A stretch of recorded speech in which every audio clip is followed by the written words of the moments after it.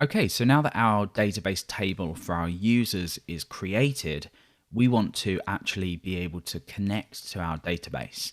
Now, if you've never used Eloquent before and never pulled it out of Laravel to use, this might be slightly confusing. But don't worry, later on in the series when we start to create our user model and start to do anything that we need with our database, this should become a lot clearer. So what we need to do then is inside of app, I'm going to create a new file which is going to store setting up Eloquent. So I'm going to call this database.php. And we're going to require this file in to our Bootstrap file.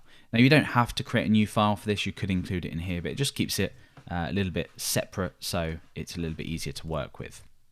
So the way that Laravel's database component works is it uses Capsule, which basically is an easy way of being able to use it outside of your application. Outside of Laravel. It helps you use it any way you want.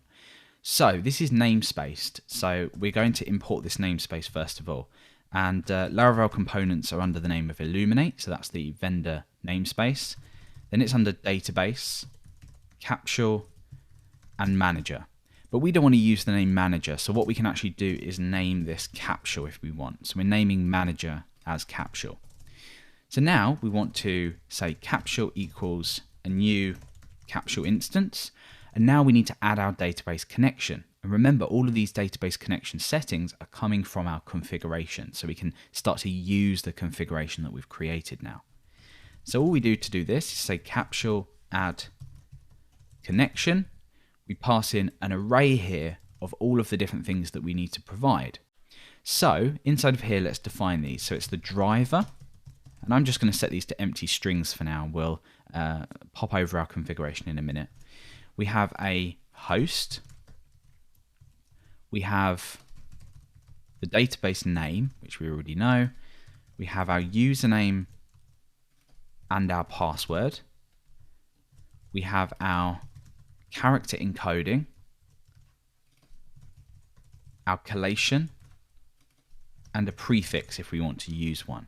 We know all of these settings exist here. We know how to access our config. Remember, it's from app config get. So we say app config get, and then we choose the keys. And this is db driver. So we say db driver. And I'm just going to copy and paste these into here just to save a little bit of time. And this is db host. For the database, it's db dot, let's just check what we call that, name. The username and password here.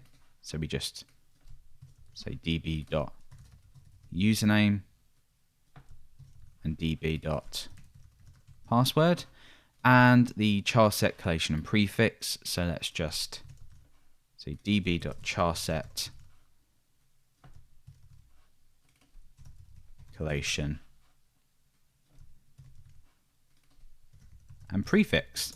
And now what we need to do is actually boot Eloquent so we can use it with our models. And don't worry if you don't understand that, we'll be looking at it in a minute when we create our user model. So boot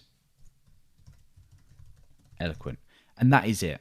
We now have a potential connection to our database. As long as we have all our settings defined and we hook this up to our models, we now are able to access our users table that we created a minute ago. So then, in the next video, we're going to actually look at creating the user model. And then we're going to auto-load that into our project so we can use the user model anywhere we want to either fetch a particular user, create a new user, update users' details, etc., etc. So let's jump over to the next video and do that now.